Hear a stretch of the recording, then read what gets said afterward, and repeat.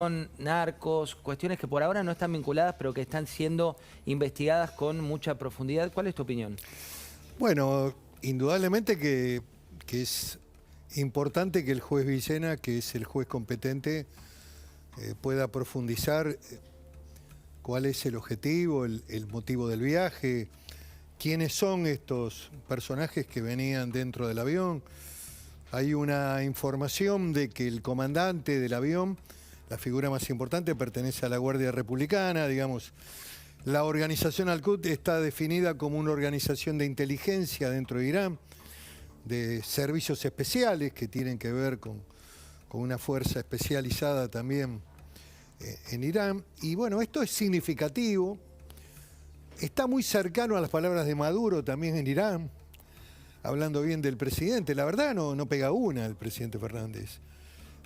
Sinceramente, volver a vincularse con Venezuela y tener este problema del avión que no sabemos cómo se va a resolver, un avión de origen venezolano, iraní, que indudablemente debe haber despertado rápidamente alguna alerta roja que determinó que Uruguay, que es un país comprometido con Occidente, con el Pacto Democrático, con una visión importante en el tema de defensa de los derechos humanos, no haya permitido descender al avión para aprovisionarse. Bueno, porque hay que decirlo, fue por Uruguay que nos terminamos enterando de todo lo que ocurrió. Mientras tanto, el presidente de la Nación quiere compartir contigo palabras que dijo en el marco de esta cumbre y donde se alinea con un eje, con este eje, mirá. Cuba soporta un bloqueo de más de 6 décadas impuesto en los años de la Guerra Fría. Y Venezuela tolera otro, mientras que una pandemia que asola a la humanidad arrastra consigo millones de vidas. Con medidas de este tipo se busca condicionar a los gobiernos, pero en los hechos solo se lastima a los pueblos. Definitivamente hubiésemos querido otra cumbre de las Américas. El silencio de los ausentes nos interpela. Para que esto no vuelva a suceder, quisiera dejar sentado para el futuro que el hecho de ser país anfitrión de la cumbre no otorga la capacidad de imponer el derecho de admisión sobre los países miembros del continente. ¿A quién le habla el presidente? Yo creo que es un mensaje al plano interno. Este es el gran problema de la política internacional de Alberto Fernández, es precisamente haberla asignado por las cuestiones de la política interna, que es un error fatídico en materia internacional. En los manuales de la diplomacia, de la política exterior, esto está prohibido, digamos. Tratar de resolver cuestiones que tienen que ver con debates que tienen que realizarse en el ámbito de la política local y llevarlos al plano internacional. Después, hay otros temas mucho más sensibles también, ¿no?, de lo que dijo. Independientemente que esos ausentes son dictaduras oscuras, violadoras de derechos humanos, hay un abandono por parte del presidente y del kirchnerismo en el gobierno de la bandera de los derechos humanos, José. La tiraron por la borda, no les interesa que en Venezuela o en Nicaragua o en Cuba a los enemigos, los adversarios, los pongan presos. Cuestionan, de hecho, el informe Bachelet, que es quien difunde...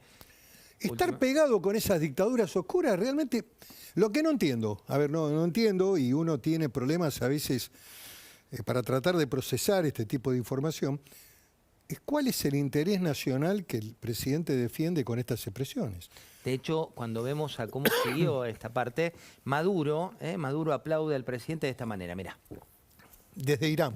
Presidente argentino Alberto Fernández, que es nuestro presidente de la comunidad, ha hecho un discurso firme, claro, valiente y puso todo en su lugar, a nombre de América Latina y el Caribe.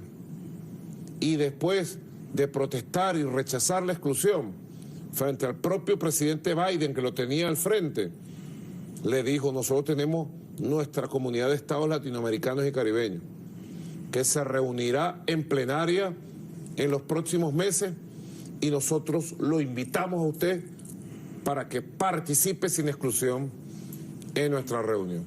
Creo que realmente le puso la guinda a la torta, como decimos en Venezuela. Que Maduro diga que le ha puesto la guinda a la torta. Sí, a mí me parece todo patético y todo negativo para el interés de la Argentina.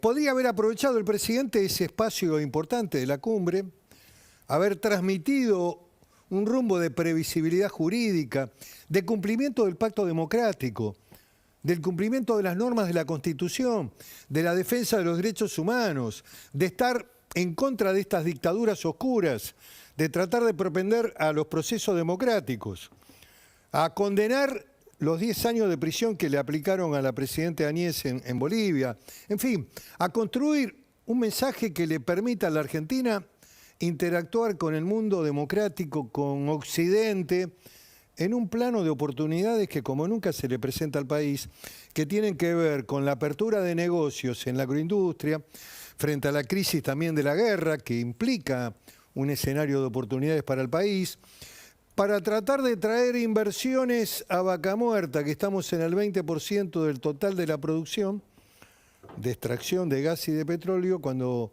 podría estar volando Vaca Muerta, porque Argentina podría llegar a ser, con el gasoducto, no con un solo gasoducto, con varios gasoductos, proveedor de gas para Europa, que seguramente lo va a demandar para suplir la falta de gas que viene de Rusia. ¿Pero por qué esa agenda, Miguel, no Esa está? agenda no les interesa, es la agenda de la CELA, de países centroamericanos, de países que son dictaduras.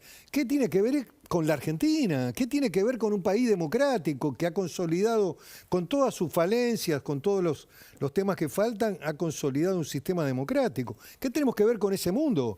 Y además, ese vínculo, ¿de dónde habla Maduro? ¿De qué lugar habla Maduro?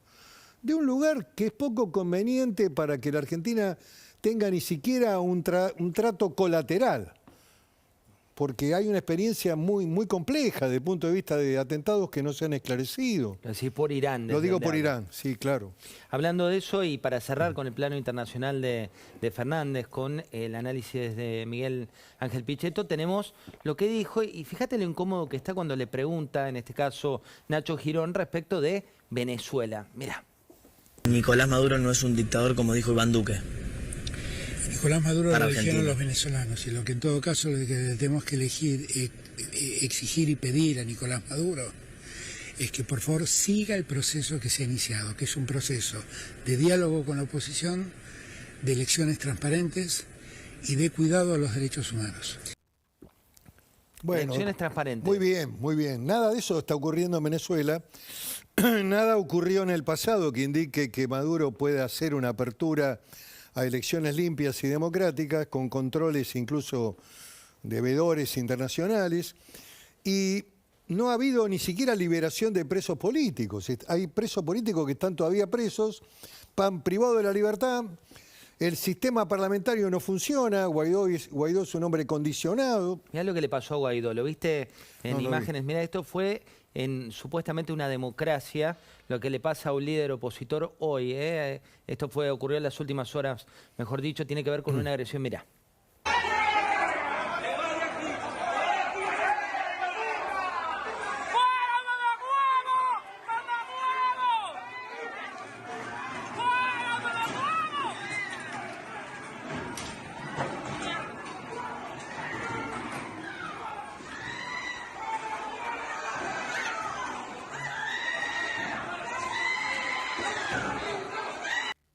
Este es el país con el que muchas camisas rojas son los grupos de choque que ya tenía Chávez en su momento y que ahora lo tiene Maduro.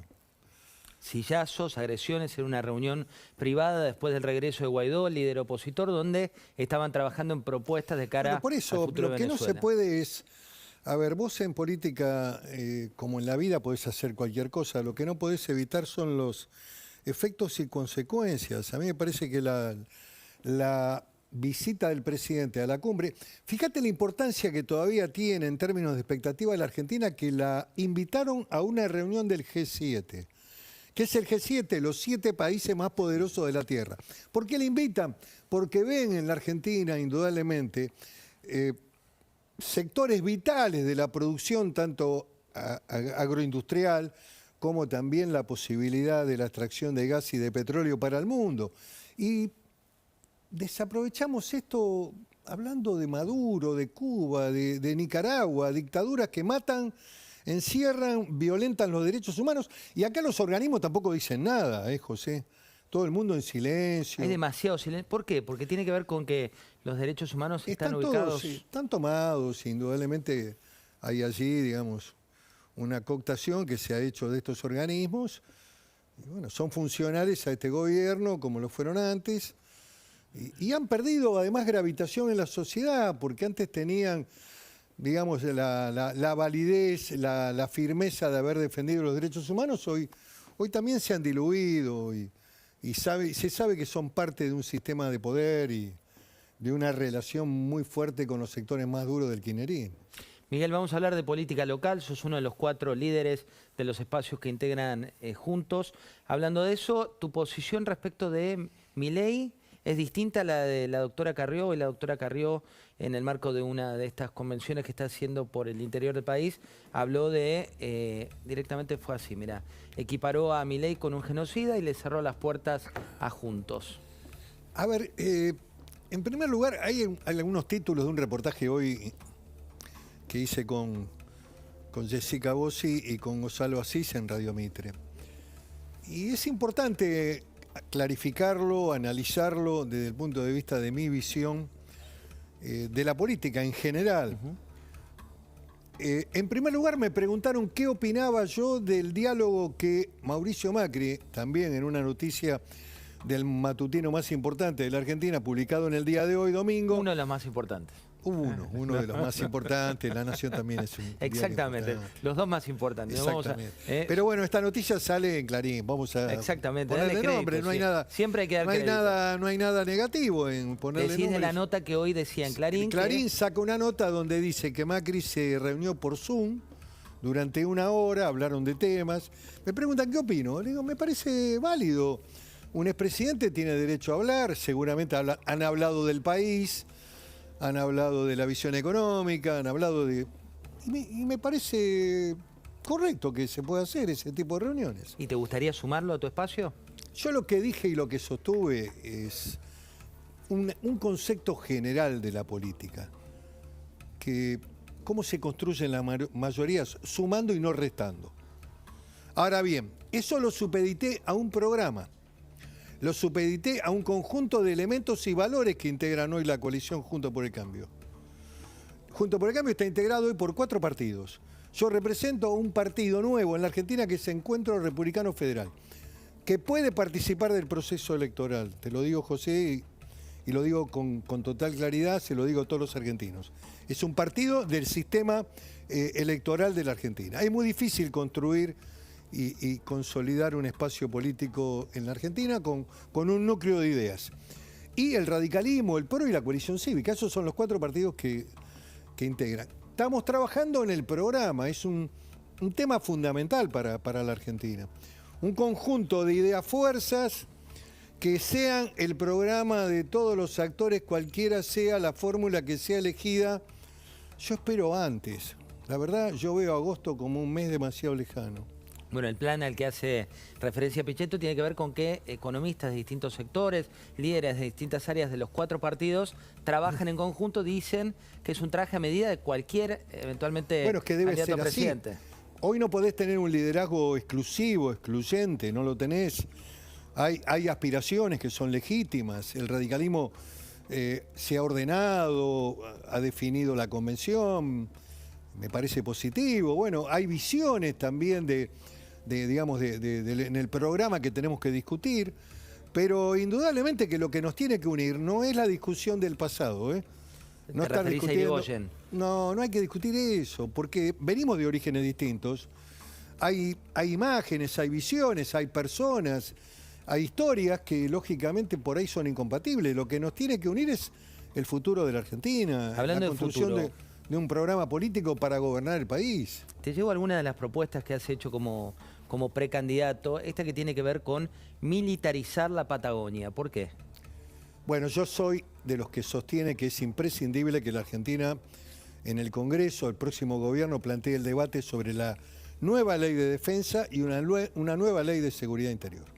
Hoy aparecen, y vos lo mencionaste al inicio de la charla con Majul, un proceso y un fenómeno de una fuerza organizada que es casi un ejército irregular que tiene su asiento en la frontera norte de la Argentina. Hay dos organizaciones, una es el Comando Marmelo, otra es el que presuntamente ha ingresado al país. Son organizaciones poderosas que son los nuevos fenómenos que atentan contra la democracia. No son ejércitos organizados que vienen de un país, son ejércitos irregulares que con el dominio del territorio en determinados lugares controlan el narcotráfico, trata de personas, son los nuevos flagelos del sistema democrático. Por otra parte, en la Patagonia aparece un fenómeno nuevo. Perdón, te hago un asterisco y seguimos con Patagonia, Sí. pero ¿por qué al kirchnerismo no le importa este tema? Digo, cuando hablamos de narcotráfico, cuando hablamos de cárceles, cuando hablamos de seguridad, ¿por qué no le importa? Están impregnados de una mirada que me parece que es equivocada, de creer que esas leyes son leyes que están escritas en la piedra. Tanto la ley de seguridad interior como la ley de defensa tienen que ver con la reconstrucción del Estado democrático. Eran leyes valiosas en ese tiempo histórico porque determinaban cuáles eran las capacidades y facultades que tenía la fuerza de seguridad y la defensa en manos del ejército, de las Fuerzas Armadas. Las Fuerzas Armadas no podían intervenir en cuestiones de seguridad interior. Muy bien, yo creo que ese tema hay que debatirlo, hay que ayornarlo, es imprescindible dotar, en primer lugar hay que recuperar las Fuerzas Armadas, darles equipamiento, tecnología, fundamentalmente recursos económicos y mejores salarios, están muy mal pagos. Y eso es lo que estamos perdiendo además también. En el mar Atlántico estamos perdiendo recursos frente a la flota coreana, china, española, que vienen y depredan el mar Atlántico. No tenemos control del mar. La noche es una avenida iluminada de todos los barcos que entran a la plataforma y de afuera de la plataforma están los buques factorías para procesar el pescado que se pesca en la costa argentina. Propiedad del pueblo argentino y del Estado argentino. Y la Patagonia hoy aparece un fenómeno nuevo, que son los mapuches, que te toman parques nacionales, que te toman la tierra, que discuten la propiedad con el ejército argentino. Hay hechos que están ocurriendo que son tremendos. El fallo de la jueza Silvina Domínguez entregándole 280 hectáreas de la escuela de montaña en el pulmón verde de Bariloche es una tragedia, un acto de cobardía institucional. Con un amparo, con un simple amparo le reconoció la propiedad de 280 hectáreas. Y el Ministerio de Defensa o no dio la orden o llegó tarde. Una resolución sobre un amparo hay que apelarla en términos de 48 horas. ¿Y cuánto tardó? Tardaron 5 días la Cámara Federal, que podría haber resuelto el caso, porque ya había resuelto un caso parecido, en donde además también había planteado la participación de la provincia de Río Negro como parte necesaria en ese litigio por la tierra del ejército, tuvo que rechazarlo por por no haber cumplimentado el plazo de la apelación. En instantes va a estar Fernán Quirós, en instantes vamos a hablar y vamos a sumar al doc de Pablo también para hablar un poco de economía, pero tengo algunas más de política vinculadas con lo que viene. Esta interna que se vive hoy de cara a 2023, ¿qué lugar le da a la sociedad? Digo, cuando uno ve el espejo que refleja por ahí los radicales, los peronistas, digamos, hoy. No, yo creo que hay que salir de esta discusión de personas, salir digamos, de respuestas públicas, de agravios. Me parece que eso no es bueno.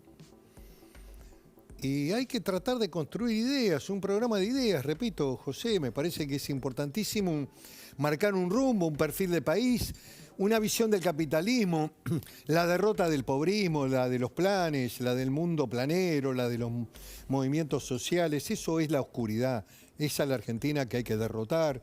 Hay que derrotarla por el lado de la producción, el trabajo, generando un modelo que mire lo impositivo, que mire también la modernización del mundo del trabajo, que mire toda la temática, digamos, de la estructuración del Estado, del ordenamiento. En fin, hay que trabajar, repito, los grandes temas. Argentina puede ser proveedor de gas en el mundo y estamos discutiendo y no podemos hacer, este gobierno no puede hacer un gasoducto. Y además tiñe todo de una supuesta corrupción y mete a la principal empresa argentina en la discusión. A ver, los argentinos deberíamos hacer un reconocimiento. La empresa Techin, y no soy abogado de Techin, no tengo ningún vínculo con Techin, pero es la principal proveedora de caños de punto en el mundo. A ver, si hay que construir un modelo de burguesía nacional con empresarios nacionales, Techin como Arcor, como otras empresas argentinas, son verdaderos modelos de empresarios argentinos que trabajaron para el país. Ahora, hay una licitación. Se presenta solamente la empresa Techin. Los chinos no presentan ofertas. Se adjudica Techin y no sé qué denuncian. A mí, y además esto va a parar la licitación. Se para la licitación y ahora quieren tubos nacionales, pero los tubos estos de 36 no. Bueno, el problema es que el laminado lo hace Roca lo hace en Brasil. Los caños los hace acá, el laminado lo compra en Brasil. Ahí salen dólares. Bueno, este es el problema de la Argentina también, la pérdida de dólares. La economía real. Vamos a sumar al doc de Pablo Juan